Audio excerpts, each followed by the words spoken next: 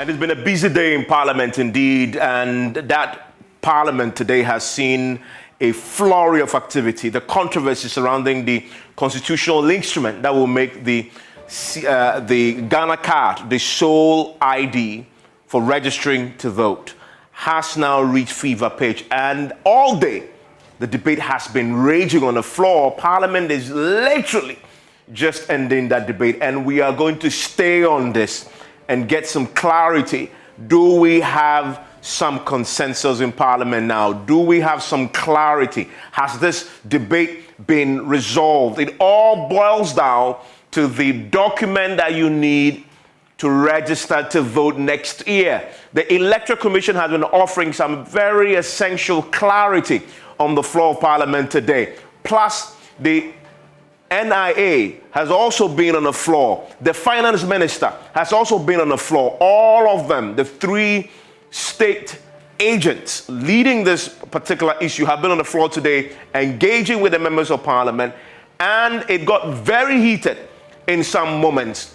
We are going to try and get some semblance of closure on the back of this long debate that started around 3 p.m. and has run till just a few minutes ago. In fact, we'll be joining a lot of our members of Parliament to try and get some clarity on this. Stay with me tonight. But first, if you were wondering what this is all about, watch this. When I return, I'll go to my touch screen and break this down even further before I bring in our members of Parliament. Watch. Former Minority Leader Haruna Idrisu had always insisted that EC Chairperson Jean Mensah appears before the House over this controversial CI. Madam Jean Mensah says this CI will help make Ghanaian election even more credible as she mounted a spirited defense of the proposals. The CI before Parliament seeks to promote the continuous registration of voters and advocates for an all-year-round registration of eligible voters at the district offices of the Electoral Commission. It is a clear departure from the previous system where the voters' registration was done for a limited period. We are mindful of Article 42, Article 42 of the Constitution, which enjoins us to register Ghanaians who are 18 years and above and who are of sound mind. We do not intend to disenfranchise persons who qualify to vote. More especially, it will prevent unqualified persons from influencing our elections and having a say as to who should govern our country. This is an issue that borders on the sovereignty of our nation. Simply put, only eligible Ghanaians must be entitled to vote. And we call on our honorable members to support our efforts to prevent foreigners and minors from getting onto our electoral roll, that the Ghana card will not be used to vote in the 2024 election. The Ghana card is only a requirement to register as a voter. Once you present your Ghana card and successfully register as a voter, you will be issued with a voter's identification card which bears the code of your region, your district, your electoral area, and the name of your polling station. The Ghana card does not have these features, and therefore it will not be used to vote in the 2024 general election. The NIA, the institution dealing with the production of the Ghana cards, which is at the center of this controversy, are also of the opinion that the Ghana card will make the election even more credible. Professor Kenatifa is Executive Secretary of the NIA. With respect to the integration of our database with EC, the hope is that it will help eliminate the cost of periodic voter register compilation, card issuance, and voter verification, depending on which of these options the EC will independently select to pursue. But it will also result in the issuance of secure ID smart cards with 10-year life cycles if this were ever to be considered. But most importantly, it will eliminate concerns over voter fraud due to the high integrity of our database.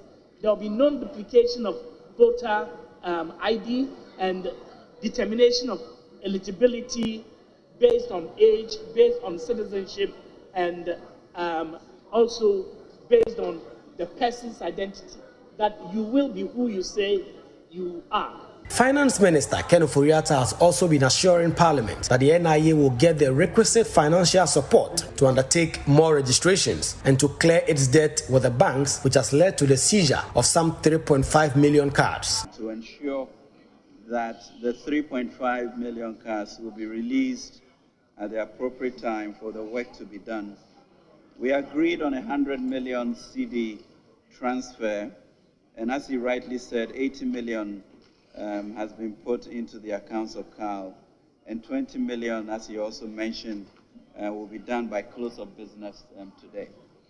So we are very comfortable about the situation to ensure that the needed cards will be given to the NIA to do its work. MPs on both sides had questions, but some had comments on the presentation. I want to believe that she traveled to Nigeria on a Ghanaian passport and not a Ghanaian national ID card. We need you to establish, and Mr. Speaker, we are demanding that this is established. We want technical evidence of data sharing infrastructure between the National Electoral Commission, the National Identification Authority. She says that 10 million people use Ghana card. It means that some 3.4 million use other references other than Ghana card, where their votes illegitimate, and they did undermine our democracy. I thank you, Mr. Speaker. Can you explain to us why the proposed CI is very important, and how the CI will expose impersonators and fraudsters who don't have any form of identity? Reporting for JoyNews, Kweku Asante, Parliament House, Accra. This meeting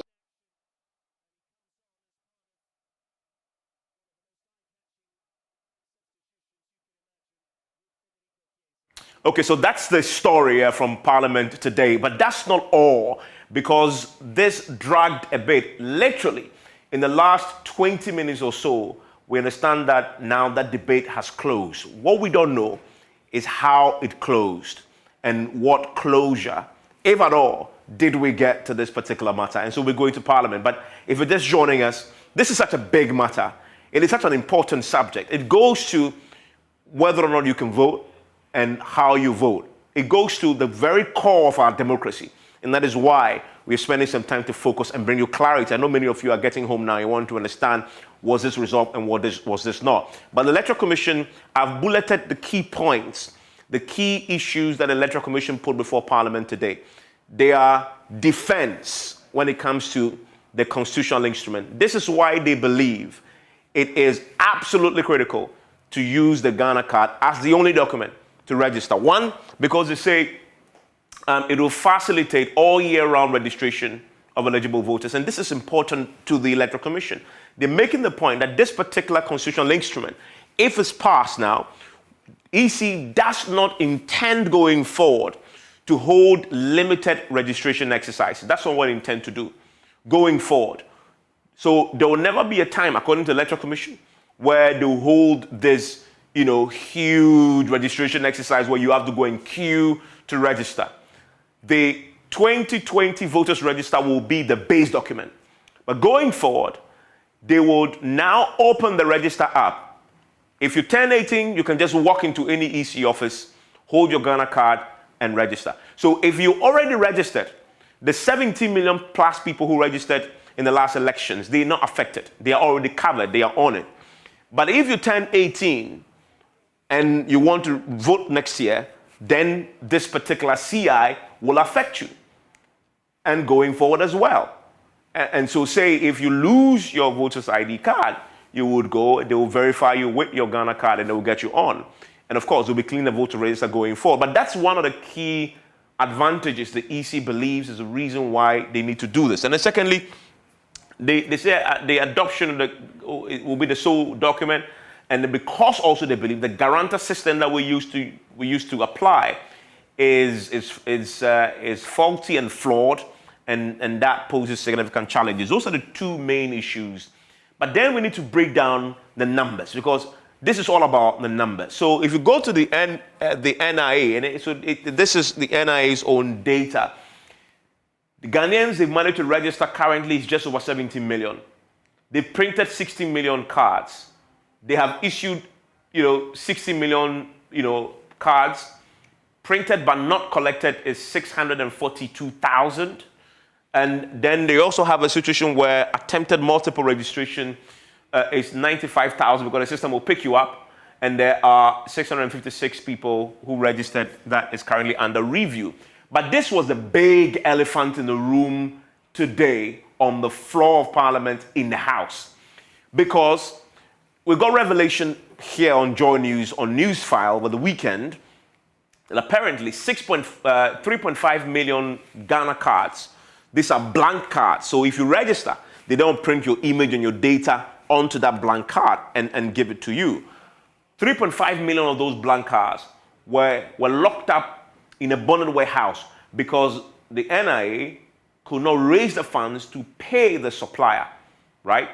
And so the NDC's point was, if 3.5 million cards can now be distributed or printed for people who turn 18, then you're going to disenfranchise them if you say that's the only ID card that to use.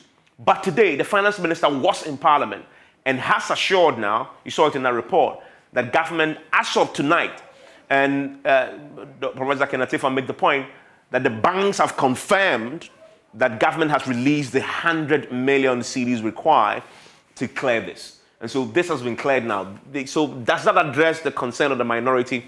We'll bring them in pretty shortly. But there's more interesting data that I need to bring you before I go back to Parliament. Because if you look at the registration that was done, as I said, 17 million is the number you have on a voters register, right? The EC, those who registered with a Ghana card are 10 million. So that's a significant, the majority of people who registered for the last elections registered using the Ghana card. You have just 6 million who registered using other forms of documentation, including the guarantor system. So the Ghana card, this is 2020. So we've had at least 3 more years on. The expectation is that many more people will now hold the card, and that's the EC's argument, and that people will not be disenfranchised. But then you also look at the other dynamics here. So as I said, 17 million people, EC total registration. You need to be 18 years and above to hold a Ghana card, right? And so if you look at the 18-year plus, that's 16 million of the population there, and the difference of that. But then if you look at the other key data that I find interesting, that gives you a sense of, what the balance is. The population currently is 30 million. The estimated population 15 and above, that is 15 and above, those who will be turning 18 and possibly could vote, 19.1 million, right? Those currently enrolled in the NIA, 17 million. So if you look at the disparity, you have 2.6 million that you need to mop up in terms of those who possibly be turning 18 and want to get a Ghana card. And remember, the number of cards that have been detained is 3.5 million. So that is well above the 2.6 million people that may be turning 18 that might want to vote. And so if the money has been paid, doesn't that solve the problem? And now the NIA can go ahead and issue those cards, and if they come forward to register for people to vote, we'll try and get that issue sorted out. I want to go to Parliament. I want to go to Parliament now and get clarity on how this was resolved. I want to bring in my parliamentary correspondent, Kweku Asante. And Kweku Asante is joining me right now. Kweku, so we saw the EC chairperson on the floor. We know the debate has been raging for hours. I understand 20 minutes ago it ended. How did it end? Can you tell us?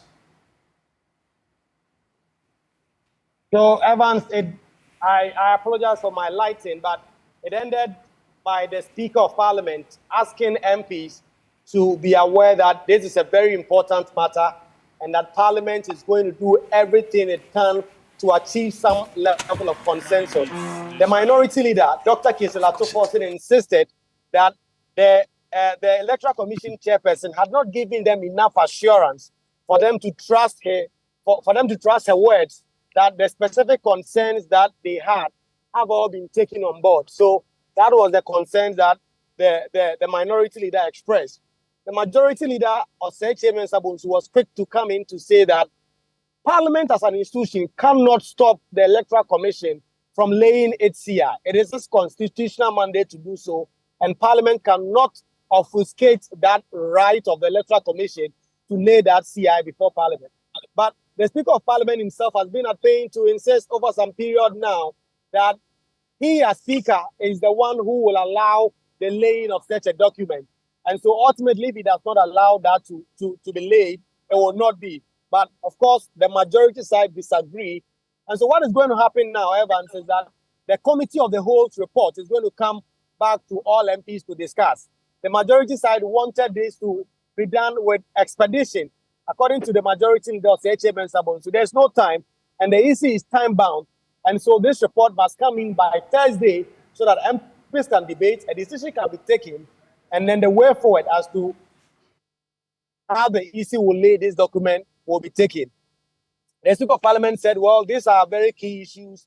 He's not opposed to any expedition, but that the committee, the clerk should take their time, draft the report, bring it to him and his secretariat before he can sign. Mind you, the Speaker of Parliament chaired this Committee of the Whole. So he's the chairman of the Committee of the Whole on this particular matter. So the report which will come to the House will be signed by him. It will be debated before a decision will now be taken. But the minority wanted to raise certain points in the EC statement. The majority side claimed that those portions had all been cancelled out, and so they could not rely on that. And so that was the lowdown. It ended with the majority side asking the Speaker of Parliament to expedite work on the specifics of the committee's report so that they can come to the floor as early as soon as practicable for MPs to debate it and take a decision on it. We should be quick to emphasize that Parliament is not going to take a decision as to whether or not they are going to EC because it's not within the limit of Parliament to do so, as the majority leader has been explaining, that the EC is an independent constitutional body that can lay this document. So, Evans, that is the lowdown. To hear. So, as of tonight, the instruction is that the relevant committee will now bring the final draft to the Speaker before, and then there will be a debate, and then it will be laid. That seemed to be the agreement. As to whether it will be laid, the Speaker is not clear on that yet. His whole report wanted MPs will debate the contents of the report as to whether or not they are satisfied with some of the assurances that Finance Minister Ken Ofori-Atta has been given in terms of the finances, the EC itself, and the NIA's assurances that the backlog of numbers it has to register before this CI takes effect will be done. And so when that is done and the report is adopted, we expect that for the report itself, there will be a vote. And so when the report is adopted, then that is done, then the Electoral Commission will be expecting that they will be able to lay their report. That is where it gets a bit murky, because there are people who are still concerned and have significant concerns that all what Parliament is doing now have no really constitutional basis in terms of whether or not they will be able to stop the Electoral Commission from proceeding to lay the document. What they are doing now is what in Parliament they call the pre-laying consultation process. So if tomorrow the EC decides to lay the document, we do not know what will happen and whether or not the Speaker will allow that. But what they are doing now is consultation to feed into whether or not they will make some changes to the report or to the CI that is said to be laid. Okay, quickly, thank you very much for that clarity. I want to bring in the members of Parliament who themselves were today in Parliament debating this all the way. Joining me on Zoom is Habib Idris. Habib Idris, who is a Deputy Majority Whip and joins us right now on Zoom. Also joining me is lawyer but also MP for Boko, Central Mahama Ayariga, who himself was part of the minority MPs who were selected to debate this matter, and he also joins me as well. Mr. Ayariga, let me start with you. Have all your concerns now been addressed? Hello, Mr. Ayariga, if you kindly unmute for me.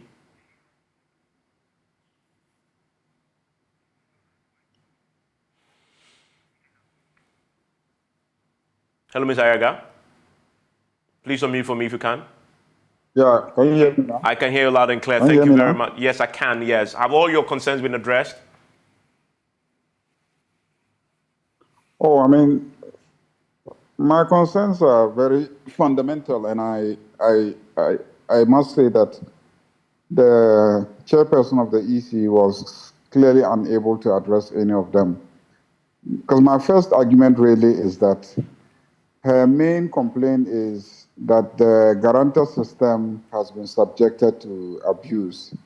And so that is why she is abandoning the guarantor system and going for the use of only NIA cards as evidence of citizenship. And so I asked her, but the people who are issuing the NIA cards themselves are also using a guarantor system as evidence of citizenship. So why are you abandoning your guarantor system as evidence of citizenship, and you are going to embrace the guarantor system of the NIA as evidence of citizenship? Because if you look at the NIA Act, the initial act did not make provision for the use of a guarantor system. But when they realized that it was difficult to carry out the registration exercise without some form of a guarantor system, because people don't have the primary documents to prove their citizenship. So people have to vouch for them. I mean, parents have to vouch for their children, relatives have to vouch for relatives, and etc. And that's how come NIA themselves went and then introduced a guarantor system. So she couldn't really answer it. She just answered by saying, the NIA has a more robust guarantor system. So we said, okay. So if you are not against guarantor system entirely, but it is the robustness that is your concern, why don't you just adopt the guarantor system of the NIA if you say that it is okay and it is robust?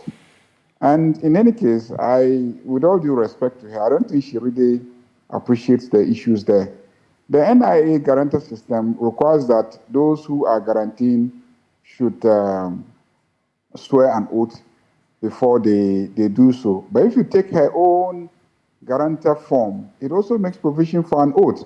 So she said, because the NIA one makes provision for an oath, it is robust. I'm like, okay, but your own, also go and look at your own guarantor form. You see that there's a provision there for the person guaranteeing to swear an oath that, the person he's guaranteeing for is indeed qualified, and that if it turns out that it is not true, he will suffer a penalty for that. In addition, the Electoral Commission guarantor form is even more, has more accountability mechanisms, because in the case of the Electoral Commission guarantor form, the political parties who have representation can, challenge a guarantor. But in the case of the NIA, nobody really can challenge the guarantor apart from the NIA staff. So the issue is that there are more accountability mechanisms when it comes to the Electoral Commission guarantor form system than even the NIA one. But she says that the NIA one is robust. So we said, okay, if it is robust and you think that yours is not strong enough, why don't you, instead of saying that everybody must get a Ghana card before they can come to you to be registered as voters, why don't you just adopt the guarantor system of the NIA? So that was the first major question. I don't think she was able to provide some effective response to that. The second question really was her argument that she was doing that because some legislative instrument passed pursuant to the powers of the minister under the National Identity Registry Act. Yeah, requires that first point you made is so fundamental. So stay with me for a second. Let me bring in Habib Idrisu on that fundamental question. Ms. Habib Idrisu, thank you also for joining. What do you make of that very fundamental issue that Mahama Yarega has raised? And I listened to the Madam Jean Mensah today, and one of the reasons why they are introducing this particular policy, she said, was because the guarantor system is flawed. But it is true that the document they now want to rely on also uses the guarantor system as part of the verification processes to procure the Ghana card. So if it's flawed for the Electoral Commission and voter ID purposes, why is it okay for the Ghana card purposes, which then becomes the only document? I mean, how do you square that circle? Yeah, Evans, thank you. But I think it's one of the questions I also asked. If my colleague Mahama Ayarga could remember, I also asked similar question that what would be the difference that Electoral Commission is going to rely on the data or the Ghana card as a primary document in compiling a continual registration. When you look at the CI 91, clearly the CI 91 also have the guarantor system with the deposition of oaths. And the same thing with the NIA. But there are clearly differences. So I'm surprised Mama Ayarga is saying that his question was not answered. Because where's the difference? The difference is that in the case of the NIA, they have commissioners of oath at all their offices. This commissioner of oath was trained. I think he made an arrangement with the with the Chief Justice where they were trained. So he had in excess of about 150 commissioners of oath. So when you go to the center in NIA and you are going to guarantee somebody, the commissioner of oath will then have to swear you in on that. So when you lie, maybe you are found guilty of lying, then it turns to perjury or so. But if you look at the Electoral Commission, even though it is provided under CI 91, that the guarantor system, you also say the truth, whether you know this person, he's 18 years and he's a Ghanaian, and then you guarantee for that person. But it is done by the registration officer who is not a commissioner of oath. That has been clearly defined. And the Electoral Commissioner made it clear in that. And that is very satisfactory because, one, if you go to the registration centers, Evans, many a time, and you want to register in the case of Electoral Commission, somebody will bring somebody and say, okay, this person is 18 years. Then another person will step in and say that, yes, he's 18. And say, okay, then you have to complete a form. Then the matter of just completing the form and signing it, that's it. In the case of the in the case of the NIA, you will then have to appear before a commissioner of oath, and you will have to swear on the deposition of oath. Before that can be allowed, they attach further document for it to be done, which is very explanation. But I think the most important thing is that as Ghanaians, looking at the work that NIA have done, and looking at what is left, and looking at where we are, we need to make a decision as a country. Ghana, NIA started their first card in 2006 when President Kufuor started. It came through President Mills, it came through President Mahama, and at the moment, this government have invested a lot on that. If you listen to them, they have already registered about 17 million Ghanaians. What is left to be done, who are between the age of 15 to 18, are only 2.5 million Ghanaians or so. And they have the cards, which are in the custom burden warehouse, which are about 3.5 million. So now if you have less than 3 million to be registered, you have 2.5 million to be registered, and you have cards seated in the custom burden warehouse. Government has shown commitment to be able to release the money, and the money has been released based on the interaction today. And Professor Atefa said that he only needs 6 months to be able to register or less to register this 2.5 million. Now the question is that Electoral Commission is not just doing an exercise, like registration exercise, where we will say that, okay, it's left with 2.5 million Ghanaians who are 15 years and above to be registered. So it means that maybe in 3 weeks or 4 weeks, if you are not unable to be captured, you are done. No, he is doing it under Article 45E of the Constitution, where the Electoral Commission is supposed to be expanding their register. That means that continue registering people. So for my senior colleague to argue that his question was not answered, it means that he didn't want to satisfy with the answer, because the answer is very clear. But Habib Idris, you say you were satisfied because of the explanation that in the NIA's case, when it comes to the guarantor system, they have a commission of oath. Now, yes. So why don't you simply then create that second option for voter registration, where you also have the guarantor system with the commission of oath present?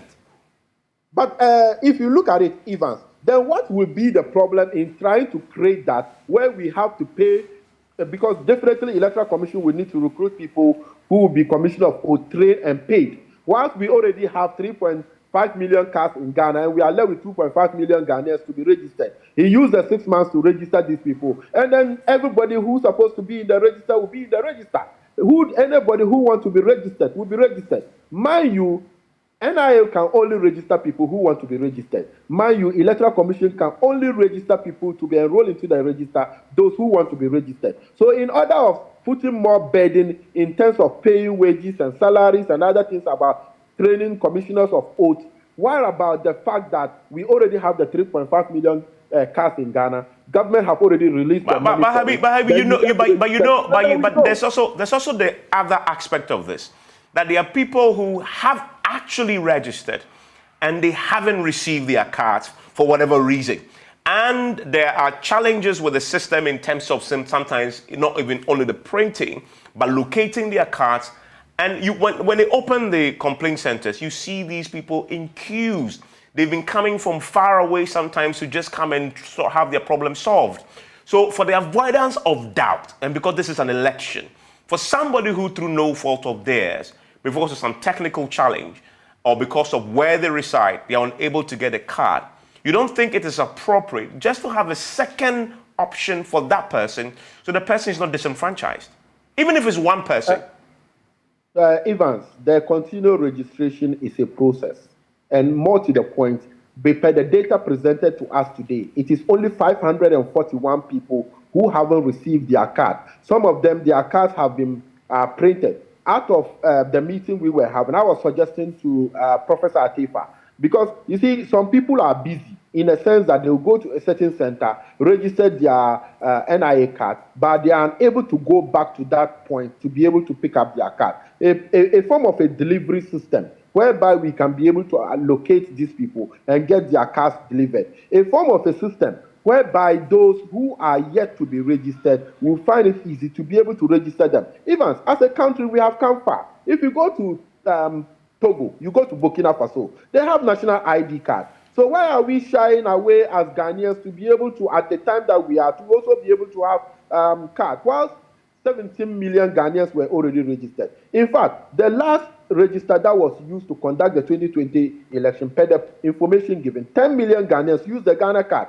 Only 6 million didn't use. And at the moment, we are already moving ahead to do more cards for people. So what about we just, if we don't have any other alternative motive, to let every Ghanaian have the card and it serves as a national ID card? Not only that, even now, apart from the electoral purposes that is being argumentative and debatable, when you go to some of the banks, you go to do some other transactions and other things, you'll be asked of a Ghana card. Recently, I had a meeting at the Bank of Ghana. I visited the security point. They asked me if I bring an ID card. I gave them my voter's ID card. They said no. I brought my driving license. They said my Ghana card. So it is something that is being accepted at many places. So why not we all try to have it? Rather than talking about guarantor system, because the guarantor system, people have become contractors for the guarantor system. People don't care about the consequences. They just want to make sure that they help somebody register. They damn the consequences. And when there are problems or they are going to be prosecuted, you see chiefs, you see opinion leaders going to beg that, oh, this person didn't do that. It has come at a time as a country we have to take a decision. Okay. And the decision is now. Okay, great. Mr. Ayaga, so clearly today, the issues were addressed, and that explanation there is what he just mentioned, that, well, the NIA guarantor system has another layer of, using the, as he describes the commissions of oath to resolve. Isn't it time to make progress? And we've always reformed our elections and the system after every year. Isn't this one of those reforms? I must add, though, in our history, each time the EC had attempted to reform, the opposition parties have kicked against it until they win elections with it, and then they are fine again. So really, isn't this just one of those moments when you just simply need to concede that where we are with all the billions we've invested in NIA, it's time to use that card for the purposes such as elections? By the way, the law allows the EC to use that for that purpose. That article that Parliament yourselves passed, under 7A, says a national ID card issued to an individual shall be used for the following transactions where identification is required. And it includes registration of voters, Mr. Ayariga. Well, I mean, My colleague has spoken a lot. I hope you will give me the opportunity to unpack the issues for your viewers and listeners. The issue is not the use of Ghana card, because the Ghana card is already being used as a means of identification of Ghanaian citizens for the purposes of registration. The issue is to pass a law that says that that is the only mechanism by which you will prove that you are a Ghanaian citizen. And we are saying that you cannot pass a law that says that holding a Ghana card is the only mechanism that I should use to prove that I am a Ghanaian citizen. If I'm holding a Ghana passport, how do you think that I got the Ghana passport? Doesn't the Ghana passport give evidence of my nationality? So that is the argument. The second issue is, I pointed out to them that the Citizenship Act also makes provision for a mechanism for proving that you are a Ghanaian citizen.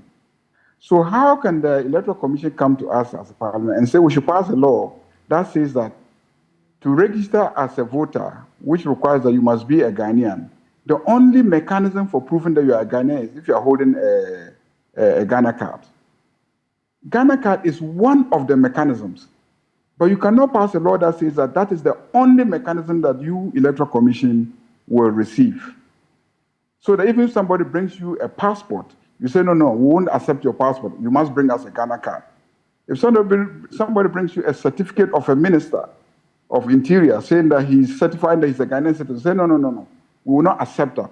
You must go and bring us a Ghana card. So that's the first argument. The second argument is that for purposes of voting, you don't want to make it more difficult for people to obtain a voter registration card. So when you say that a person must go and get a Ghana card before coming to also get a voter registration card, you see, you are imposing, you are placing an obstacle in the way of the person. If getting the Ghana card was easy, that would not be a problem. Now, in this CI, there's a second obstacle that they are placing.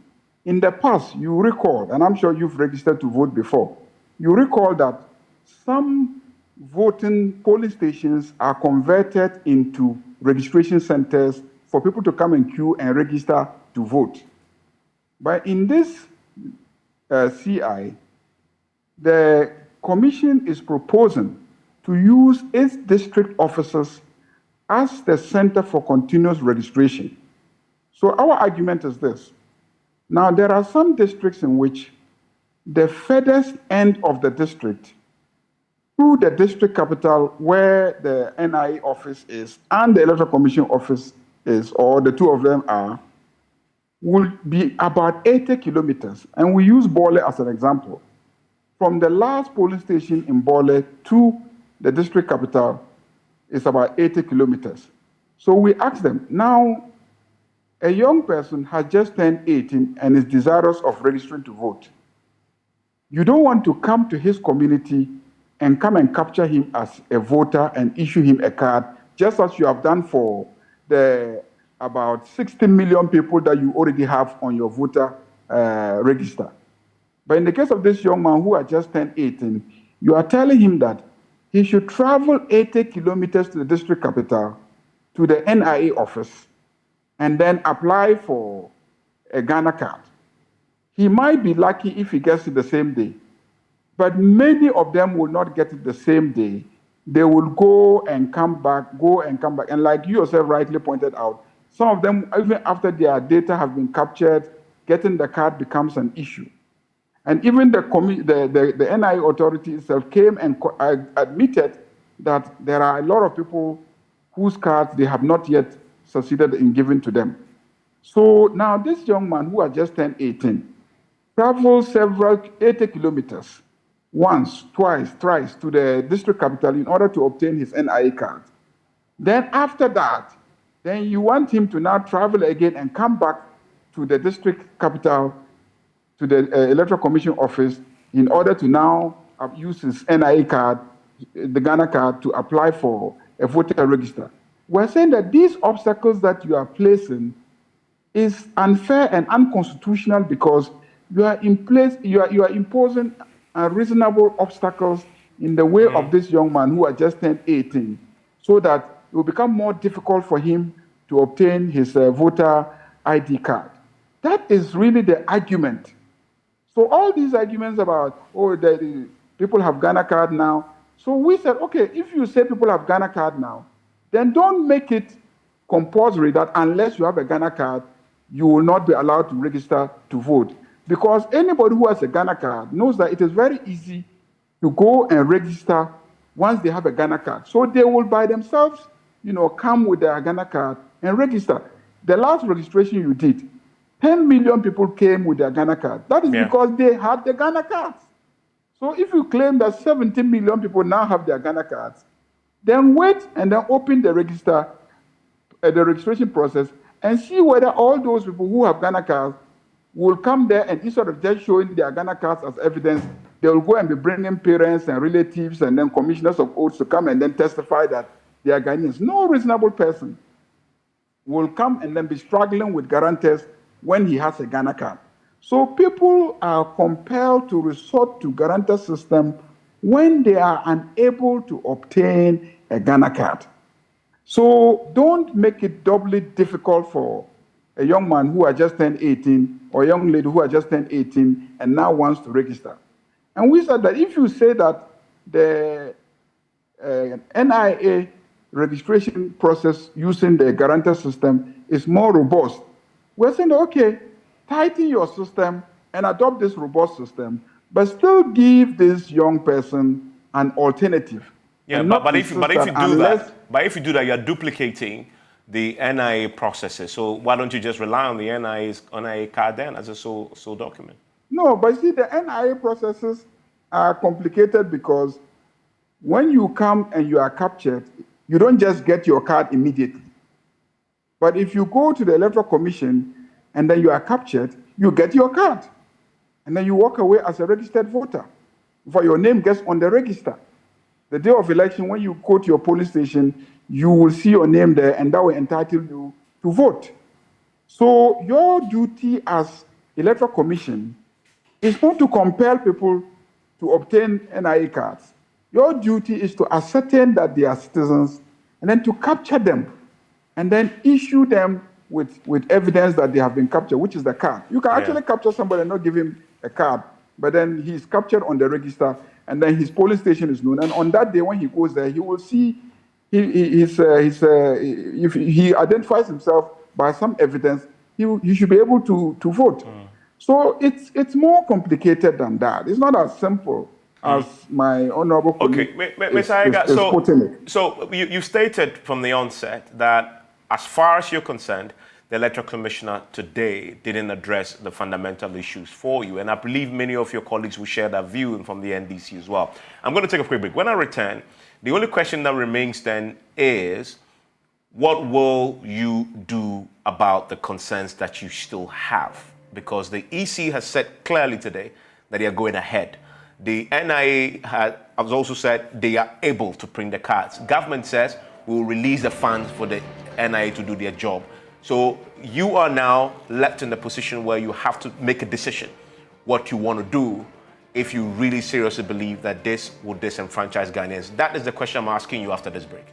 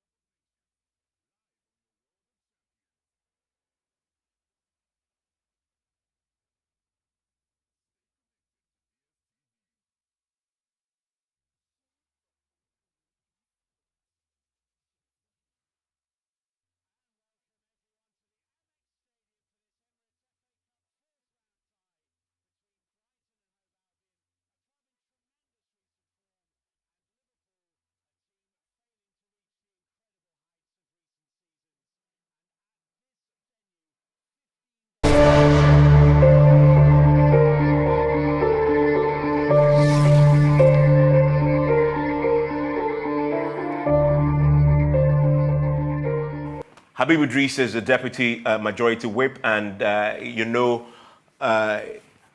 Yarega, who is a lawyer and MP for Boku Central, and was on the floor today representing the minority in interrogating the Electoral Commission's CI, as the chairperson was before the committee.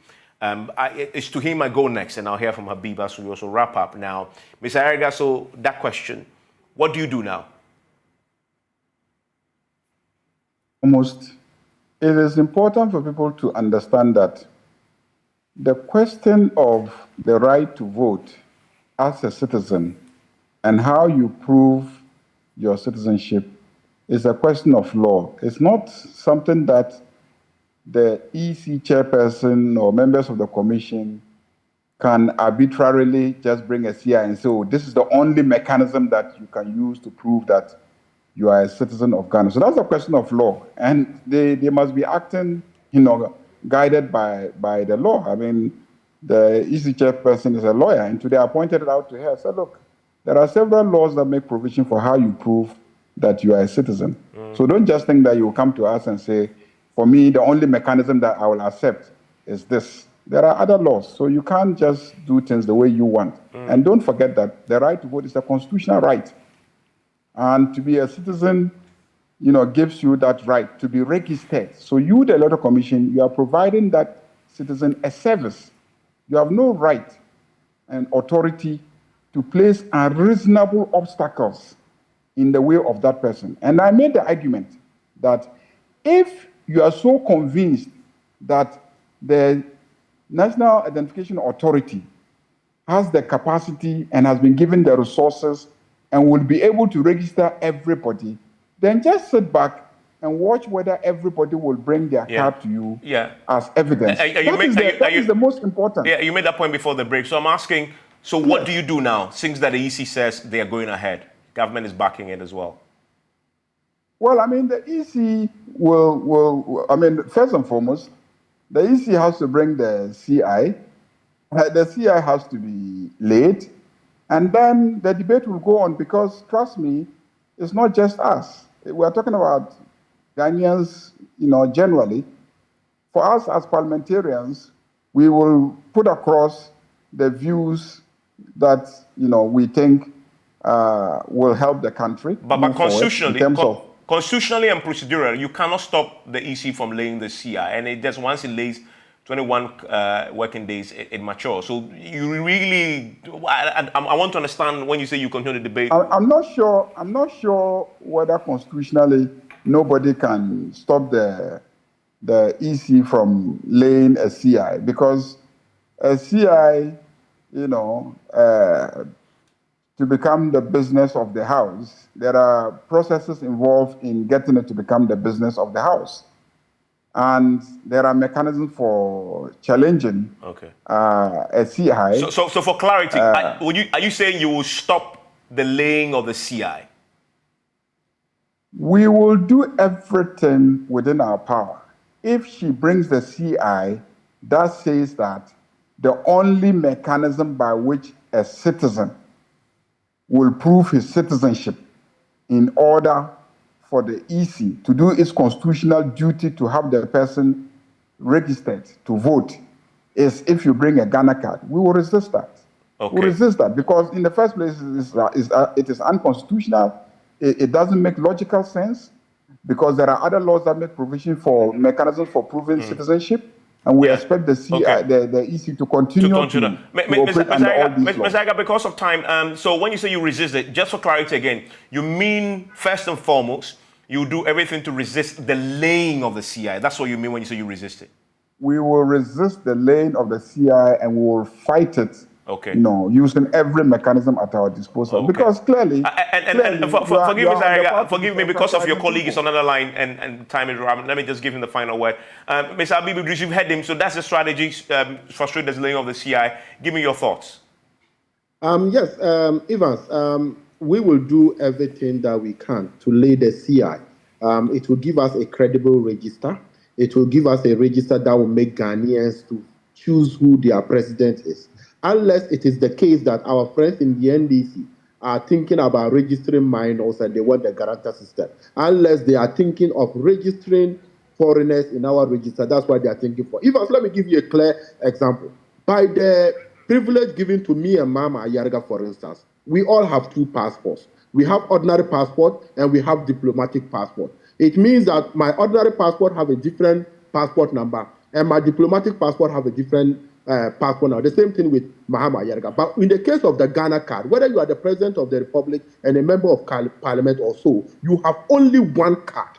That is more credible. So to say that we want to use it because it is credible, it is going to give us a very clean register, it's going to take out foreigners, it's going to take out guarantor contractors, it is going to actually take fraud out of the system. So we in the majority, like he know as a lawyer, if a CI is late, you need 2/3 of the members to get it out. It doesn't mean when the CI is late, you cannot actually get it, kick it out. If you have the numbers of 2/3 of all members per the constitution, you'll be able to get the CI out. To put on record, neither the NDC or the MPP have 2/3 majority.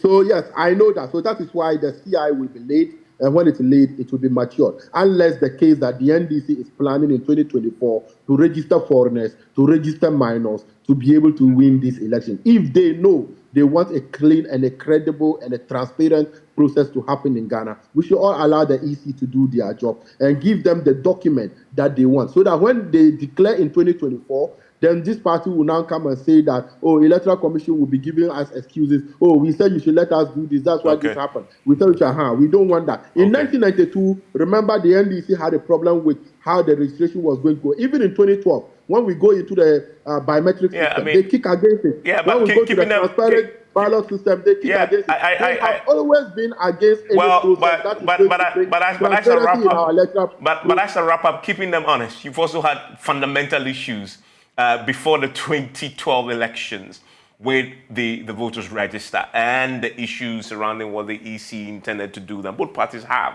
in a democratic dispensation indeed. And yet, they all win the election somehow, even when they have issues. Go back to 2012. It happened. Charlotte said, they said, well, one of the things, anyone elections. And NDC have had the same as well. And so we watch to see how this plays out in the long run. 2024, we will tell what happens. Enjoy the rest of your evening.